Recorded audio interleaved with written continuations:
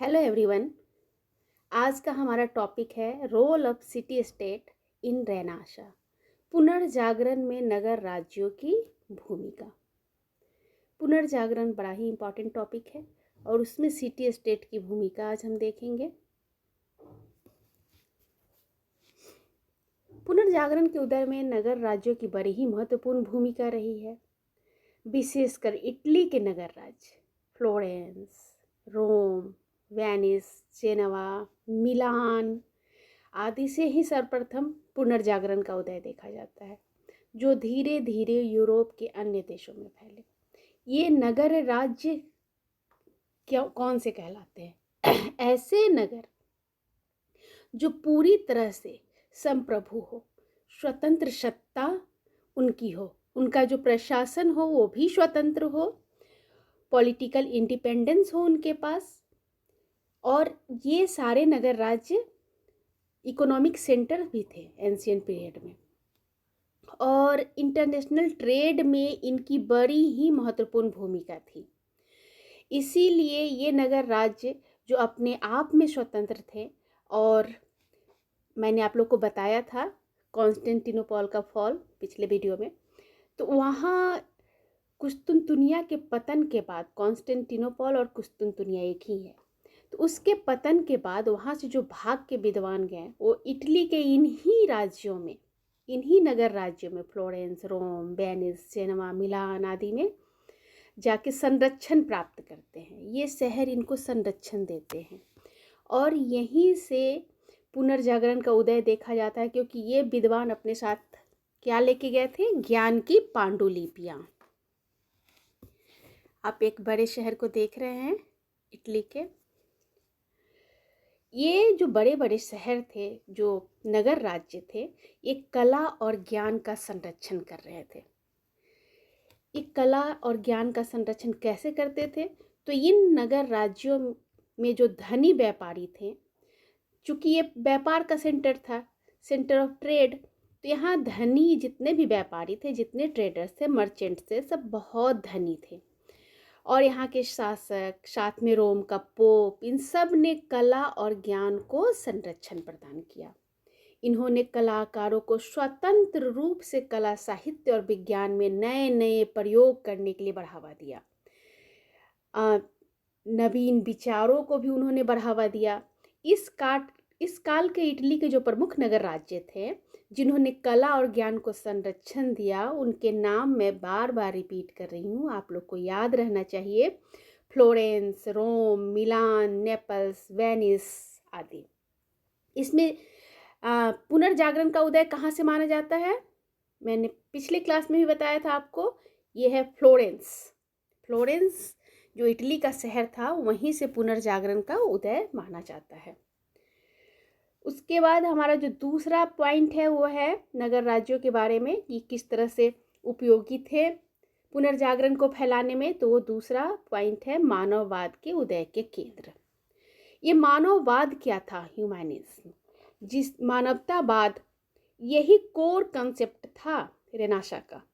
पुनर्जागरण का जो मुख्य विचार था, ये मानवतावाद ही था।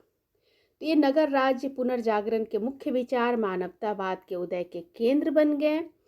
अब पारलौकिक जगत की जगह लौकिक जगत को प्रधानता मिली। पहले लोग मर के स्वर्ग की कल्पना किया करते थे कि अच्छे कर्म करके हम स्वर्ग प्राप्त करेंगे। अब लोग लौकिक जगत में, इसी जीवन में सुख की अनुभूति करना चाहते थे। मानववाद के पिता के रूप में किसे जाना जाता है? पेट्रार्क को।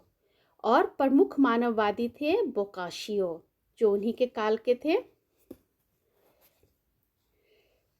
अगला पॉइंट है हमारा आर्थिक गतिविधियों का केंद्र। तो ये जो नगर राज्य थे, ये सेंटर ऑफ इकोनॉमिक डेवलपमेंट थे, मतलब ट्रेड के केंद्र थे। ठीक है। नगर राज्यों में नवीन वर्ग उत्पन्न हो गया था, व्यापारी और मध्यम वर्ग। ये नवीन वर्ग व्यक्तिगत योग्यता और व्यवहारिक ज्ञान को महत्व प्रदान करता था, और इसी के फलस्वरूप मनुष्य का इम्पोर्टेंस बढ़ा, मानववाद का विकास हुआ। तो major Italian city states were centre of Mediterranean trade, जैसे वेनिस एंड जेनेवा। ठीक है। और फ्लोरेंस जो था वो बैंकिंग सेंटर बन गया था। जो मेडिसी बहुत ही फेमस है, ये इनका बैंक था, ये मर्चेंट फैमिली थी। और ये जो अमीर वर्ग था वहाँ पे, ये लोग क्या करते थे, ज्ञान को, कला को, साहित्य को संरक्षण प्रदान कर रहे थे। और इन्होंने ही किसको बढ़ावा दिया, ह्यूमैनिज्म को, जो कि कोर आइडिया था किसका, रेनाशा का। अगला पॉइंट है हमारा सामंतवाद का पतन। नगर राज्यों ने मुद्रा आधारित अर्थव्यवस्था अपनाई, जिसके फलस्वरूप योग्यता, निपुणता, व्यक्तिवाद, नवीन सोच, नवाचार क्या होता है, न्यू इन्वेंशन आदि को बढ़ावा मिला। और फलस्वरूप क्या होता है, मध्यकालीन जो सामंती व्यवस्था चली आ रही थी, फ्यूडल सिस्टम चला जो आ रहा था, वो कमजोर हो गया। ठीक है। नेक्स्ट है नगरीय संस्कृति का विकास। तो इन नगर राज्यों ने नगरीय संस्कृति के विकास में योगदान दिया। ये नगर राज्य में नागरिक गौरव की भावना की पुष्टि के लिए बहुत कंपटीशन चला करता था, प्रतिद्वंदिता की भावना थी।